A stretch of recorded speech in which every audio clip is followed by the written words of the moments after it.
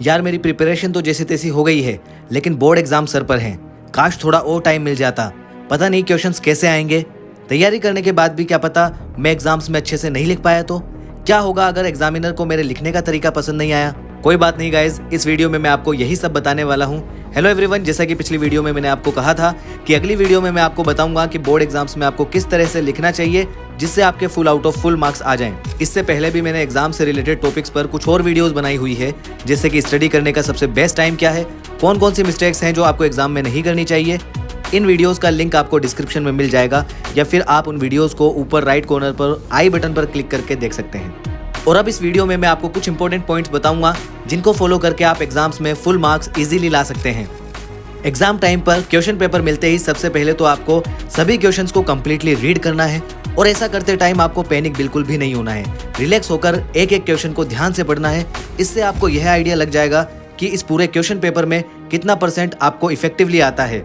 और अब आपको इन क्वेश्चंस को इस सीक्वेंस में अरेंज करना है जिससे सबसे पहले वो क्वेश्चंस आए जो आपको बहुत इजी लगते हैं, जिनके ऊपर आपकी कमांड सबसे ज्यादा है और जिन पे आपको कॉन्फिडेंस है कि आप इनको बहुत अच्छे से एक्सप्लेन कर सकते हैं। क्योंकि जब आप ऐसा करोगे तो उन इजी क्वेश्चंस को लिखते टाइम आपका कॉन्फिडेंस बिल्ड होगा, साथ में आपको उन क्वेश्चंस के लिए सोचने का टाइम भी मिलेगा जो आपको थोड़ा हार्ड लगते हैं। और अब आपको ये बात नहीं भूलनी चाहिए कि जो आपके आंसर शीट का पहला पेज होता है वो सबसे ज्यादा इंपॉर्टेंट होता है, क्योंकि एग्जामिनर के माइंड में उसी पेज से आपकी इमेज बनती है।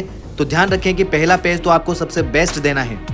और लॉन्ग आंसर राइटिंग में आपको पैराग्राफ की तरह पेज नहीं भर देना है।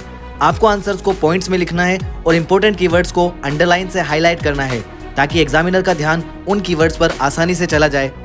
अच्छी हैंडराइटिंग के साथ आपको आंसर नीट एंड क्लीन रखने हैं, क्योंकि अगर आपकी हैंडराइटिंग अच्छी नहीं होगी तो चाहे आपने आंसर कितना भी अच्छा लिखा हो, लेकिन वो एग्जामिनर के माइंड में इंप्रेशन नहीं बना पाएगी और आपके मार्क्स कट हो जाएंगे।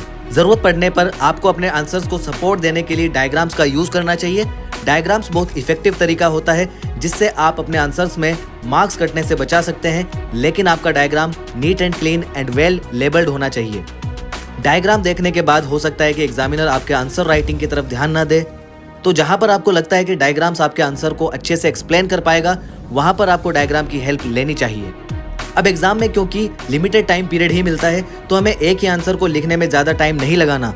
मान लीजिए कि कोई ऐसा टफ क्वेश्चन आ जाता है जिसके आंसर करने में आपको प्रॉब्लम आ रही है और आप उसी का वेट कर रहे हैं कि आपको तो वही पूरा करना है, तो आपको ऐसा नहीं करना चाहिए, वरना बाकी के आंसर्स के लिए आपके पास टाइम नहीं बचेगा। आपको जितना आता है उतना लिखकर उसके नीचे ब्लैंक स्पेस छोड़ देना चाहिए और जब बाकी के आंसर्स हो जाएंगे तो उस आंसर को फिर से देखेंगे और उसको कंप्लीट करेंगे। और क्योंकि बोर्ड एग्जाम्स सब्जेक्टिव होते हैं तो यहाँ पर नेगेटिव मार्किंग नहीं होती है, तो हमें सभी क्वेश्चन को अटेम्प्ट करना चाहिए, किसी भी क्वेश्चन को छोड़ना नहीं चाहिए।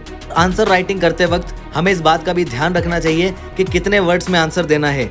हम कभी कभी कम मार्क्स के क्वेश्चंस में भी इतना लिखते जाते हैं जिससे हमारे पास बाकी क्वेश्चंस करने के लिए टाइम ही नहीं बचता। और लास्ट में सबसे इंपॉर्टेंट बात जो आपको ध्यान रखनी है, जब आपके आंसर राइटिंग खत्म हो जाए, जब आपने पूरा पेपर अटेम्प्ट कर लिया हो, तो एटलीस्ट 5 से 10 मिनट आपको उन सभी किए हुए आंसर्स को चेक करना है। इससे हमें ये कंफर्म हो जाएगा कि हमसे कोई क्वेश्चन छूटा तो नहीं है।